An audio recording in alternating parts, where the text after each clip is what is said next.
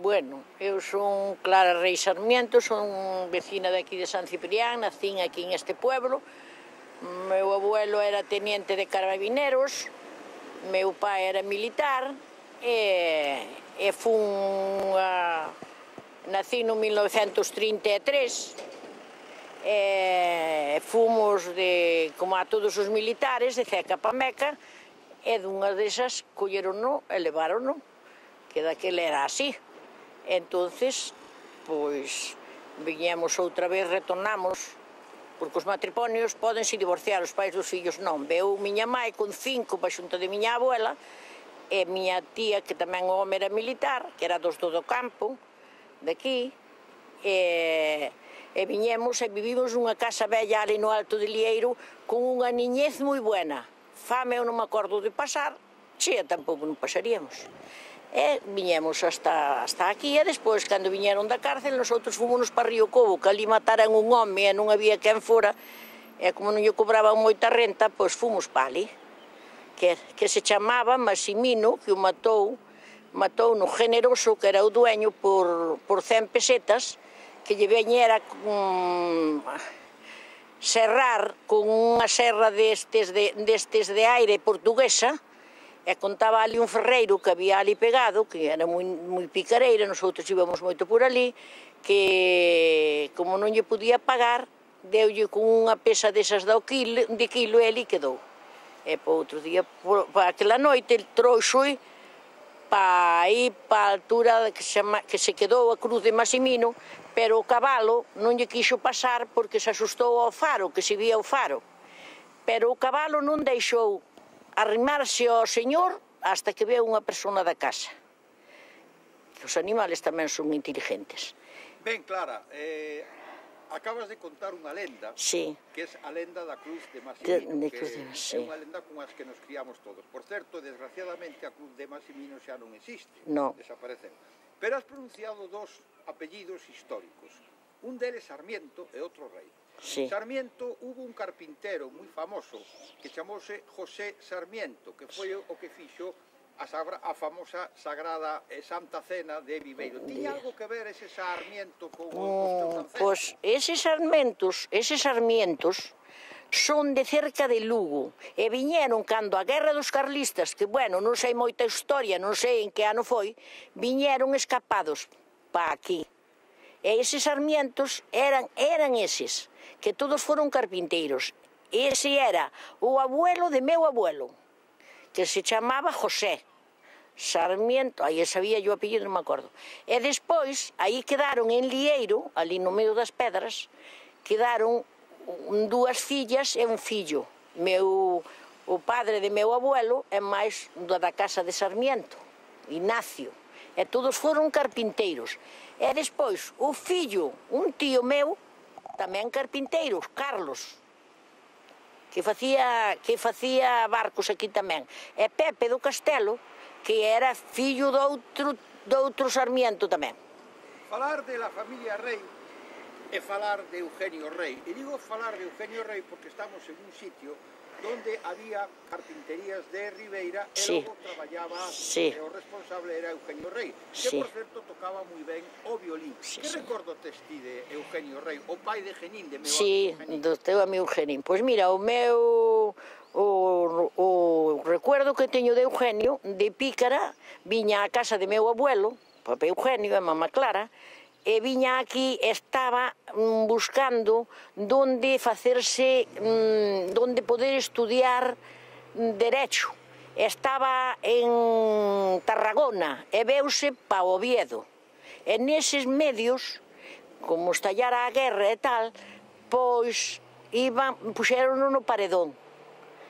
E miña tía Concha, que tiña fonda, tiña a filla do capitán de Simancas, do cuartel de Simancas de Xixón, e fixose mozo, en vez de facerse Eugenio, fixose Concha, moza, encamelounos para que se fixera moza, e ela sacouna do Paredo, esa a filla do capital de Simancas. Falar de Concha Rei é falar dunha persoa a la que eu quería moito, porque era unha das íntimas amigas de miña avoa. Entonces eu acordo que miña avoa contaba sempre que Concha Rei, aparte de ser unha muller moi trabajadora, había sido a primeira que tiña fonda e a primeira que tiña o Salón Miramar. Que me podes ti contar de cando Concha Rei levaba o Salón Miramar? Pois mira, contaríache que encantadas nosotros porque non nos cobraba a entrada. Entonces viñamos pa aí, pa o Salón Miramar, que acababa de collerllo a Paulino. E había moi buenas festas, viñan todos os de Viveiro, o fillo de... como se chamaba? Bueno, viñan o mellorciño de Viveiro, Pepe da Vaz, todos viñan todos os de Viveiro, e había unhas festas moi famosas. E empezou a vir a Orquesta Amor, con Noriega Varela. Entonces, había as festas, eran famosísimas. E listábamos, e nosotros encantadas, porque claro, aunque lle axudáramos algo, nosotros non pagábamos. Xa que falas de música, teño que falar de outro rei famoso, Benigno Rei, que además tiña, creou unha rondalla. Acordaste desa época e quen eran os componentes da rondalla? Esa sí que non acordo a rondalla, eu de que fixo unha radio pequeniña. E viñamos todas as noites, viña miña mai, desde Lieiro, oír a Pirinaica. Eu penso que non soy outra cosa, o mellor oíase, pero eu só oían na Pirinaica. Oíase moi ben. E el era moi bon músico, con Darío Rego, con Manolito de Remigia, e igual con Pastor, e con Eugenio Rei, que tocaba o violín. Eugenio Rei, que tocaba o violín. Ben, falar con Clara é falar inmediatamente da Maruxaina. Si hai alguén que leva a Maruxaina dentro do corpo e dentro da alma, eres ti. Que significa para ti a Maruxaina de antes e a Maruxaina de hoxe? Bueno, non quería dicilo de boa gana, pero vou non dicir. A miña Maruxaina hecho os primeiros anos, donde había un grupo de personas que vivían a Maruxaina, porque é lógico que unha persona de Madrid non lle diga nada a Maruxaina, pero claro, a xente daqui facíache gracia, non? Entonces, era unha Maruxaina onde te sentabas con toda aquela xente conocida, onde cenabas na plaza, onde había unha cousa tan distinta que para mí non ten comparación. Que che parece? Pois que teño unha foto na praza, que agora temos un edificio que é a Casa da Cultura, e teño a honra de levar dunha banda a Clara e de outra banda a Jesús Murados. Sí. Cando... Que tens que decir de Jesús, a que chamábamos tamén gitano o señorito? Sí, porque dicían que era presumido, porque el anduvera navegando e tiña algún carto. E esa foto, seguro que foi, non sei en que ano, que a min fixeronme Maruxaina de honra, a primeira Maruxaina de honra, e ele era tamén, fixémonos os dous. Porque quixeron facer os dous, e esa foto é chesa. Ben, ti que recordas o San Ciprián, que decía miña nai, o noso San Ciprián pequeno, o San Ciprián que algúns decían San Ciprián moita area e pouco pan.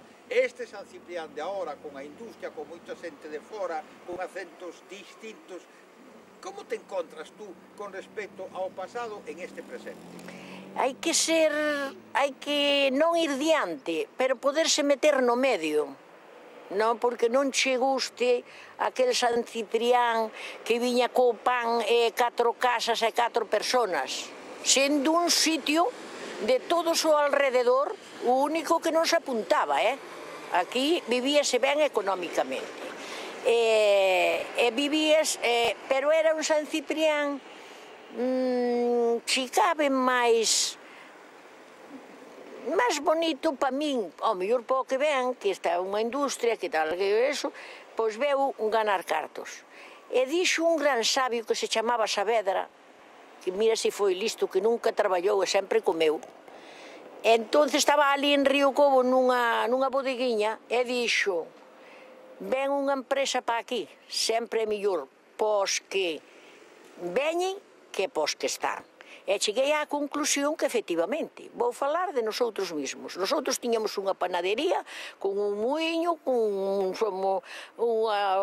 ali un negocio andando, non? E nosotros non nos deu beneficio con casi 60 anos ter que vendelo. Porque empezamos, que xa meus sogros un disgusto enorme vender aquelo. Entonces, nosotros, se seguimos con aquelo, acordeime moitas veces de Saavedra, que dixe, que razón tiña, mellor pos que veñen que pos que están. Ben, evidentemente estamos en un parque, isto non era parque, isto foi un trozo de mar que lle colleron. San Ciprián antes era un conjunto de casiñas donde, entre outras cousas, caracterizábase porque deixábanse as portas, aquelas portas de dos hojas. Sí, porta e puxigo. Exactamente.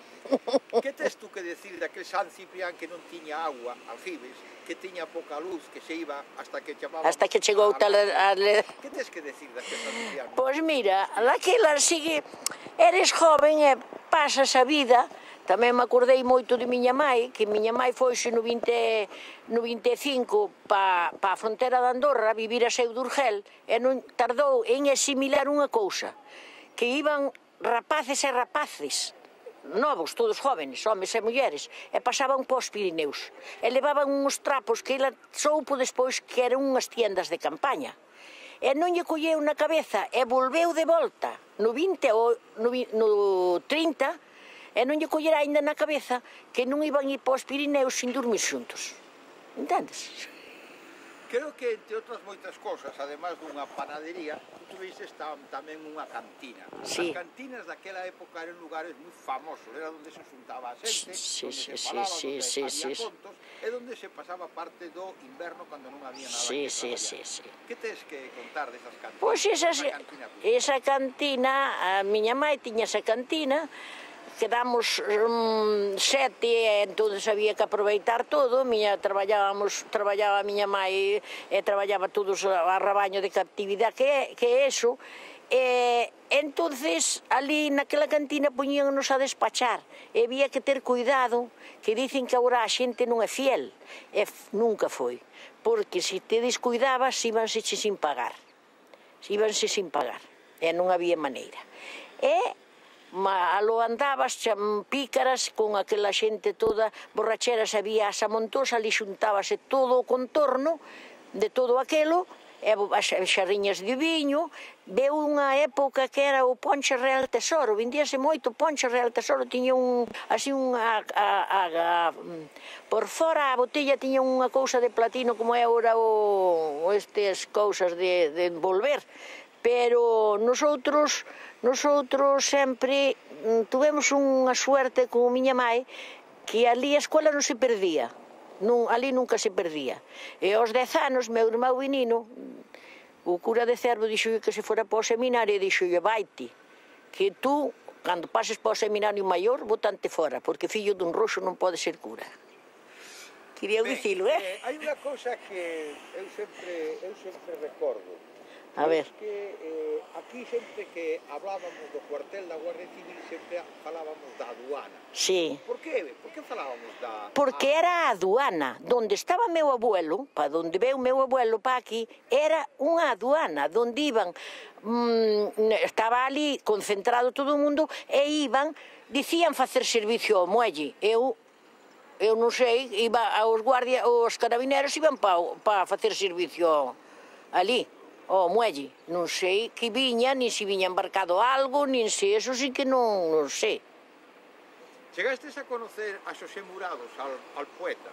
Sí, hombre, e venderlle viño, e arreglar potas, e ele arreglaba potas, e tapáballe os furadiños, e todo eso acordo perfectamente. E a comer na casa de Concha tamén, que comeu moitas comidas. Os rapaces casi todos fomos alumnos de don Francisco Rivera Casás, sí, e as rapazas de doña la señorita Sagrario. Te acordas da señorita Sagrario perfectamente. E de súa irmá a Merche? Non vou acordar, acordo a Merche que levaba as bolsas da carnicería dicía, ai, la vejez lo que hace, era que estaba roubando nas bolsas do páxaro. Ben, había xente de mar a tua familia? Non, na miña familia non, estaban militares, todos eran militares. Acordaste de aquelas festas do San Andrés de antes? Hombre, como non vou acordar? As da Carme. E o San Andrés era moi famoso por o bon baile que había. Había baile antes de cenar e despois de cenar. Facíanse as festas, cenabas e volvías para a festa hasta pola mañá. Eu fui moitas veces, mira que tempo, eso dicen agora, eu teño ido para Río Cobo de día, e tuve unha maestra en Castelo que deu volta co de riba para baixo, que se chamaba Carmencho Jauregui Zarisasi, e acababa de ser don Jesús, o maestro. El já le chegou e non quixo, e nosotros vimos o ceo aberto. Dicíamos que compraba ela os libros, non era verdade. Ela foimos de excursión a Casteladriz, que era o alcalde, nos sacou de fregar dicíamos que pagaba ela, eso non era verdade, porque todo era, ela arreglábase de outra maneira, que non era... Cando meus pais eran mozos, eran moi amigos de Teresita Rey e de o teniente Cruz. E pasaban as tardes, supoño que, como se pasaban entonces, con prudencia, donde estaba o casino, que tiña bastante que ver, parece ser, con un San Ciprián que chamabanle o chileno. Te acordas de todo aquilo? Fun moitas veces, moitas ao casino. O do chileno, mira como che vou dicir, ese ferreiro de Río Cobo contábanos que a señora Clotilde, tú conociches a señora Clotilde vivía en Río Cobo, donde despois neso. Tiña 3 fillos, José, Manolo e Demetrio. Entonces morre o home. Esa xente era unha xente moi rica, mas ben rica. E non a quixeron ali sola con aqueles 3 pícaros. E trouxeron a pa aquí. E Nicolás del Río fórase pa Argentina ou pa Cuba, bueno, pa donde se iba todos, fora mozo porque non lle deixaron casarse os padres, a señora Clotilde non lle deixaron casarse con Nicolás del Río porque era pobre. Pero cando quedou viudo, veu Nicolás del Río, así que soubo que quedara viuda, e casouse con ela. Entón xa a señora Clotilde xa vivía aquí. E Nicolás del Río foi o que aumentou a casa para facer o casino. E teño ido muchísimas veces ao casino con meu abuelo ali. Ben, xa para rematar, si tuveras que elegir entre o San Ciprián aquel do Manoliño, e da línea e do correo, aquel San Ciprián que xa dixe antes que había aljibes, ainda non había aljibes, ainda non había muro na Anxuela. Acordo eu a facer tamén. Este San Ciprián que parece que ten de todo e tal, con cuál dos dous te quedarías? Ti que eres unha muller de mundo. Pois mira, San Ciprián, agora ves un sitio de moitas casas. A xaula gustame moito, o páxaro non.